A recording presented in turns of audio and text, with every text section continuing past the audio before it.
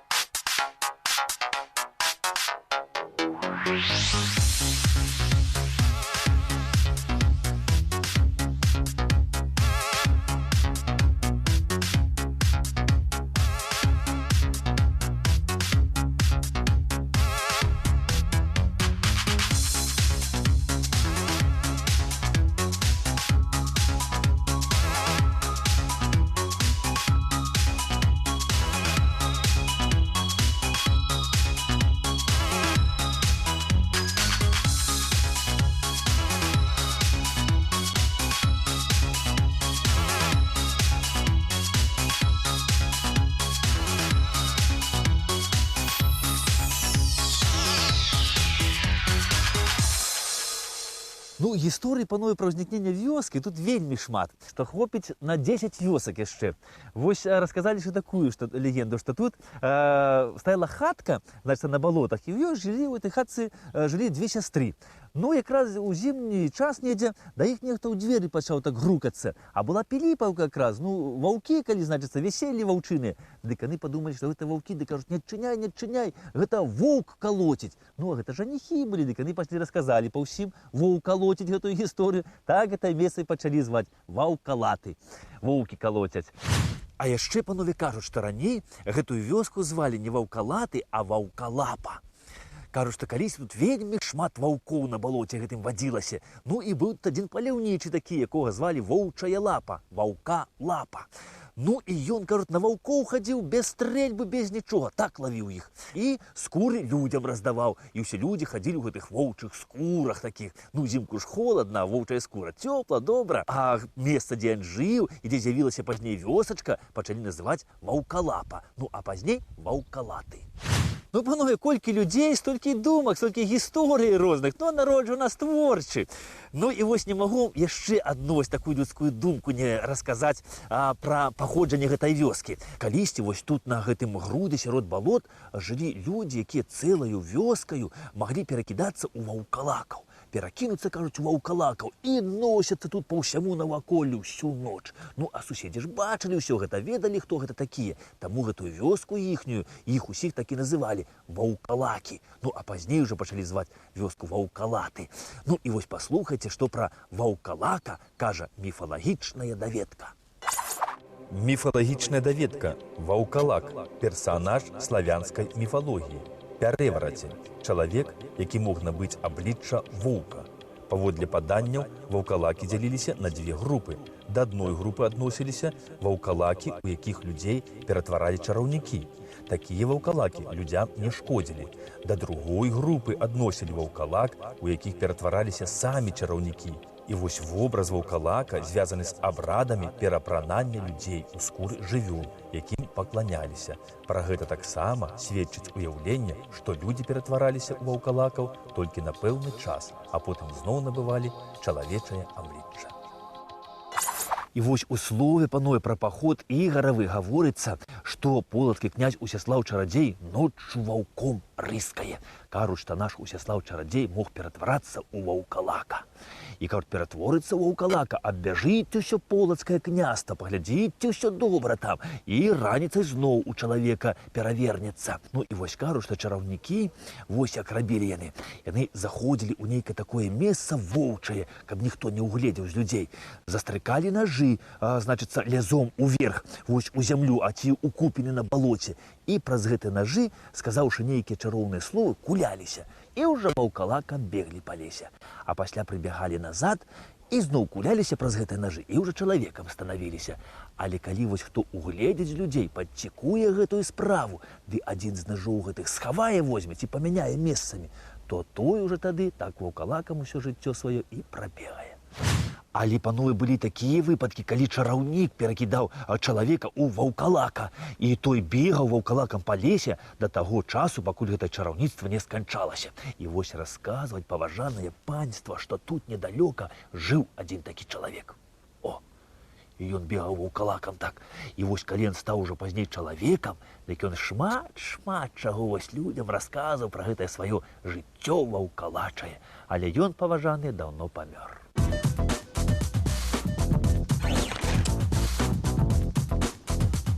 Упершыню ў летапісах, панове, вось ваўкалаты ўзгадваецца ў 1524 годзе.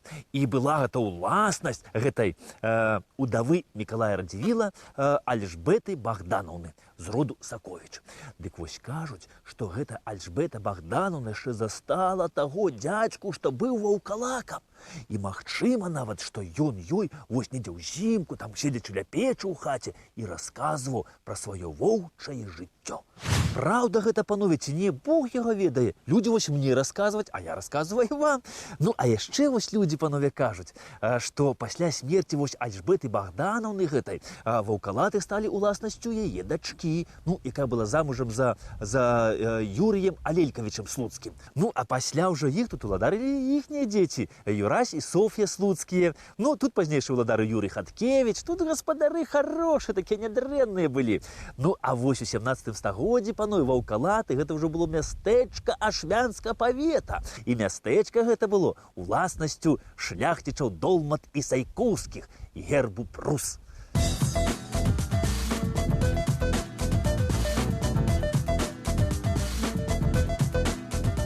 А найбольш вядомым, панове, з гэтага шляхецкага роду Долмат і Сайкоўскіх гэта быў падкаморы ашмянскі Ян Долмат і Сайкоўскі. Ён, так сказаць, ну не надта быў багаты. У яго было адно мястэчка вось гэтай ва ўласнасці, гэта вось ваўкалаты. Затое, панове, ён быў багаты сваімі дзецьмі.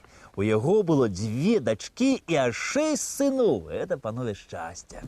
Ну і вось калі Ян Долмат і Сайкоўскі памёр, то ягоны старэйшы сын Ян, ну, пры дапамозе братоў і сясцёр, у памяць аб бацьку, вось тут у 1624 годзе у ваўкалатах пабудаваў касцёл. І асвяцілі яны касцёл у гонар Яна Хрысціцеля.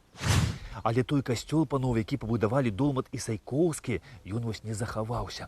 Але захавалася званіца, якую пабудавалі Долмат і Сайкоўскія крышку пазней. І вось гэтая званіца і сёння сваімі нябеснымі галасамі заклікае жыхароў да імшы.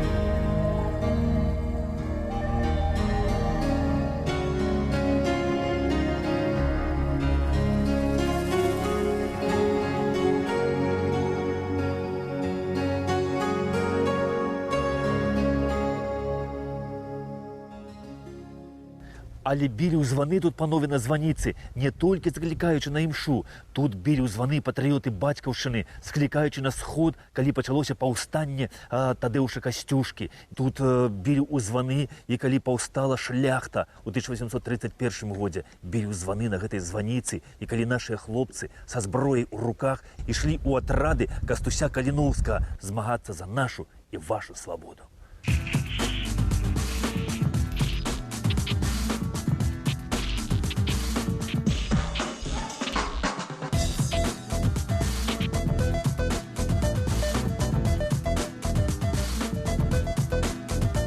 Смет.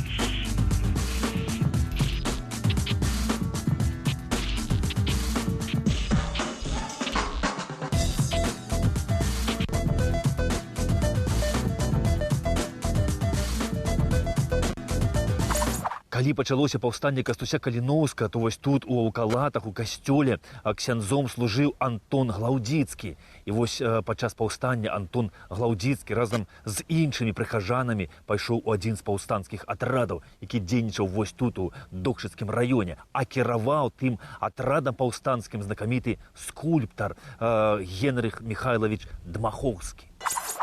Энцыклапедычная даведка Дмахоўскі Генрых Михайлович нарадзіўся 14 красавіка 1810 года ў Вільні, удзельнік рэвалюцыйнага руху на Беларусі, Літве і ў Польшчы, са шляхецкай сям'і з традыцыямі асветніцтва і вызваленчай барацьбы. Скончыў Віленскі універсітэт, удзельнік паўстання 1830-31 году.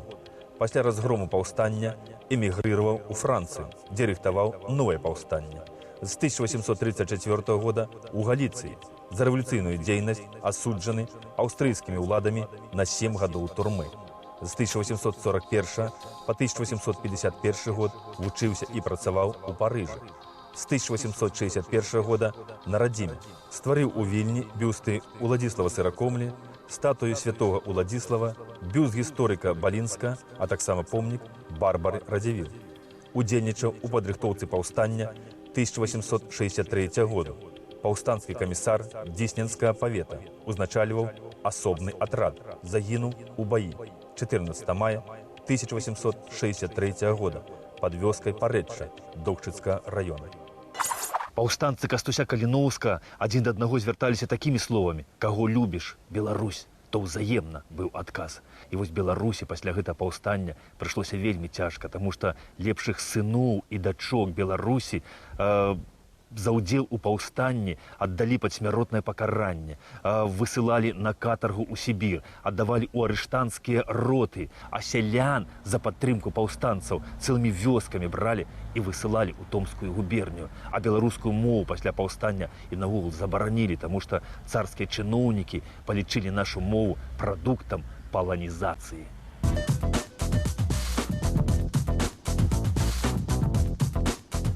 І вось з навучальных устаноў пачалі звальняць настаўнікаў беларусаў і палякаў, а замест іх сюды прысылалі з расійскіх губерняў настаўнікаў. І вось у Аўкалатах была народная вучэльня, якая адчула ўсе гэтыя перамены на сабе. І вось народная вучэльня гэта была адчынена яшчэ да паўстання ў 1859 годзе. А ў 1886 годзе ўжо ў гэтай вучэльні вучылася 30 дзетак, і ўсе гэта былі хлопчыкі, 30 хлопчукоў вучылася. А яшчэ на той час, вось напрыканцы 19 стагоддзя ў Аўкалатах было 2 ветракі, стаяла карчма, ну і касцёл. Але касцёл, панове, на той час, там быў пабудаваны ўжо новы, на тым жа старым колішнім месцы. Кажуць, што тут касцёлы былі пабудаваныя аж 3. Першы быў тут яшчэ ў 1524 годзе, закладзены, кажуць, Альжбетай, вось Богдан Радзівіл. Другі касцёл быў пабудаваны на тым месцы Долмат і Сайкоўскімі. Ну, а гэта ўжо трэці касцёл на гэтым месцы. І яго будавалі з 1884 года па 1893 год. І асвечаны ён быў віленскім біскупам Звяровічам. Касцёл пабудавалі ў такім псеўдабарочным стылі з бутавага камню, і ён з'яўляецца помнікам архітэктуры канца 19 стагоддзя.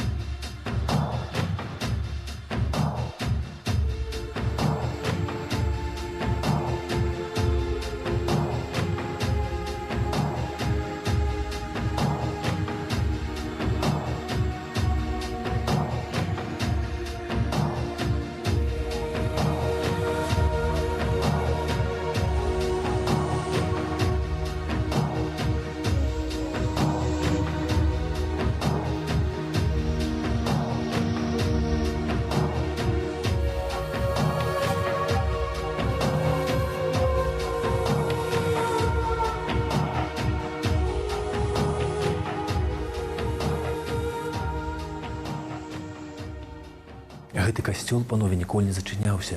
Ён дзейнічаў і за савецкім часам, хаця вось у бальшавікоў спробы былі зачыніць гэты касцёл, але прыхаджане сваю святыню адстаялі. І вось у гэтым касцёле, дарэчы, захавалася яшчэ шмат начыння касцельнага вось таго касцёла колішня, старога, які стаяў на гэтым жа месцы, які быў пабудаваны яшчэ Толмат Ісайкоўскімі.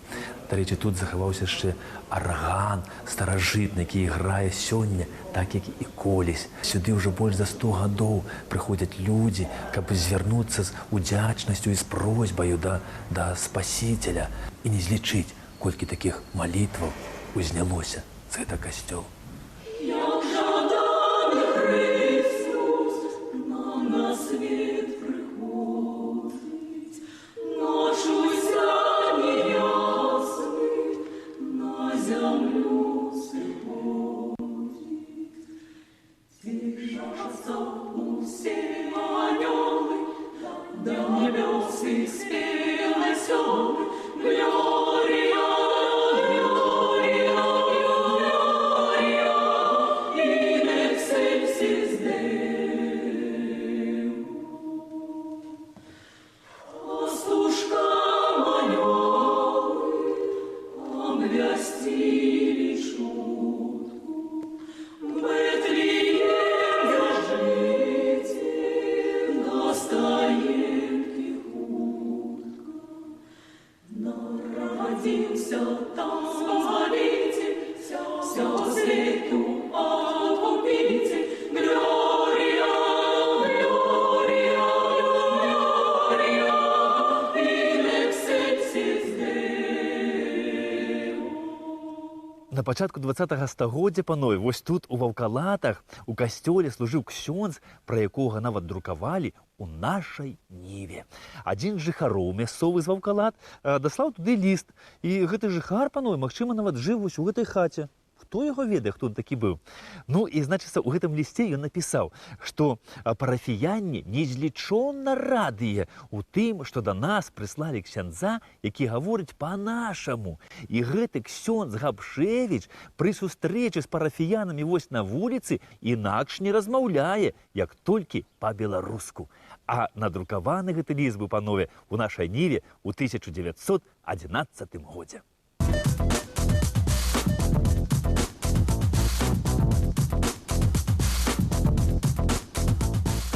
А вось за 5 гадоў, панове, да таго, як вось у нашай Ніве з'явіўся гэты ліст пра ксяндза, вось тут у Ваўкалатах нарадзіўся малы хлапчук, якому пазней за любоў да Беларусі прыйшлося па гэтай зямлі вось прайсці вельмі цяжкімі шляхамі.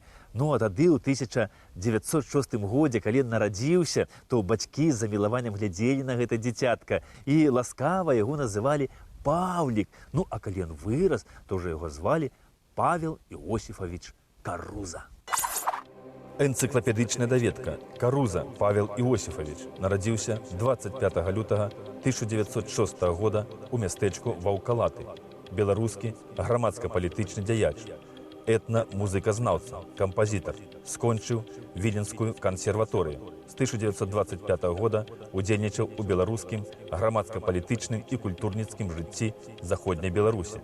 У 1927 годзе старшыня Цэнтральнага камітэта беларускай хрысціянскай дэмакратыі і рэдактар яе друкаванага органа газеты «Беларуская крыніца». Неаднаразова прыцягваўся польскімі ўладамі да судовай адказнасці. Збіраў беларускі мелас, які неаднойчы выкарыстоўваў у кампазітарскай і выканаўча-харавой практыцы. Быў абраны дэпутатам у польскі сейм. У 1934 годзе пераехаў у Мінск, дзе адразу ж быў арыштаваны і высланы на Салаўкі. Пасля 13-гадовага тэрміну зняволення у 1947 годзе вярнуўся на Беларусь. Праз 2 гады быў зноў арыштаваны і высланы ў Сібір. Пасля рэабілітацыі у 1957 годзе вярнуўся ў Вільнюс, аўтар камернай сімфоніі, заснаванай на беларускім меласе, а таксама песень на словы Янкі Купалы, Якуба Коласа і другіх беларускіх паэтаў. Павел Каруза ў сталінскіх лагерах адмучыўся 21 год. І за гэты час ён не азлобіўся на свой лёс, на людзей. І, галоўна, не страціў гэта жаданне займацца сваёй любімай працай, пісаць музыку, збіраць беларускі фальклор. І неаднойчы ён прыязджаў вось сюды, дзе прайшло яго дзяцінства, каб пахадзіць па гэтых дзіцячых мясцінах, пахадзіць па гэтым старым панскім парку і пастаяць ля гэтых векавых ліп. Пасля Долмат і Сайкоўскіх паноў вось тут у Ваўкалатах уладарылі Бжастоўскія, Аскеркі, паны Шышкі. Ну а апошнімі уладарамі гэта былі паны Васілеўскія. І вось у пану Васілеўскіх тут у парку вось якраз тут стаяў свой палац, які, дарэчы, быў знішчаны толькі ў 80-х гадах мінулага стагоддзя. І ад усёй сядзібы Васілеўскіх у Ваўкалатах у старым парку захаваліся толькі дзве гаспадарчыя пабудовы.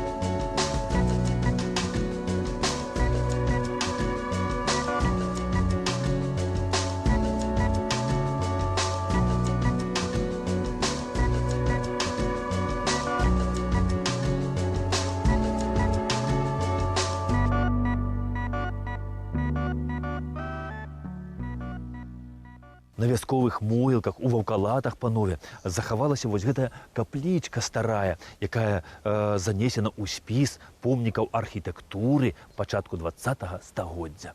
А яшчэ тут на гэтых могілках вясковых у Ваўкалатах ёсць пахаванні амаль 100 жаўнераў. Яны ўсе загінулі ў 1920 годзе падчас грамадзянскай вайны. І вось што цікава, што сярод гэтых 100 вядомы прозвішчы толькі 4, а ўсе астатнія незнаныя, невядомыя, чыесьці сыны і браты, якіх так і не дачакаліся з гэтай вайны.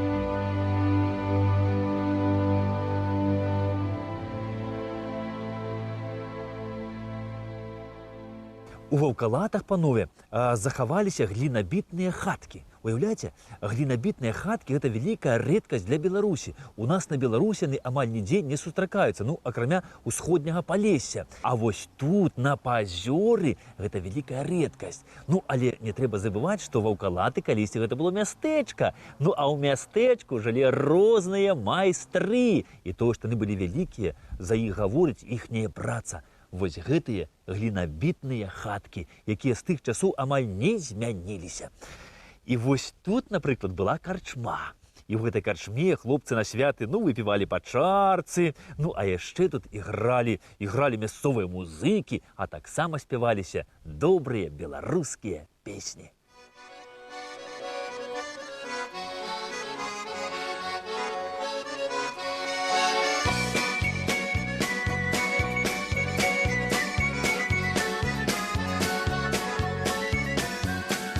Ой, ты, Люлечка моя, як же ж ты курилась, положил я на полицу, упала, разбилась, положил я на полицу, упала, разбилась. Люлечка, дудалка, выпивалка, стукалка, сама грает, сама бьет, выпивая, стукает.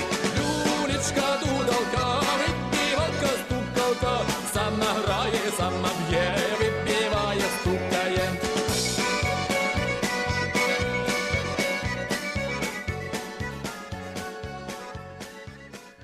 Ваўкалаты, панове, гэта вельмі чыстенькая, акуратная вёсачка. Тут усё вымецена, усё чыстенька зроблена. Таму што тут захавалася вельмі добрая колішняя традыцыя. Раз на тыдзень выходзіць у нядзелю раніцай на вуліцу і падмятаць сваю вуліцу і свой двор прыбіраць.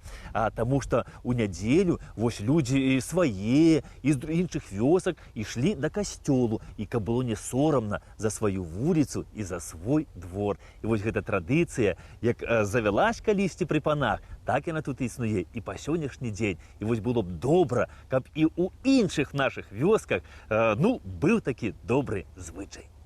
Ну вось, панове, па праваслаўным календары зараз надыходзіць Вялікдзень. Вось сёння ў суботу усе акрасяць яйкі, пякуць велікодныя булкі. Ну а назаўтра колісь вось хадзілі па вёсках валачобнікі са сваімі ўжо велікоднымі віншаваннямі валачобнымі, вот з такімі вось там. Дай Бог вам жыць у раскошы, бяды не знаць ніколі, смерць не даволі, каб багатымі былі і 100 гадоў жылі. З Вялікаднем, паважанае панства! Да пабачэння!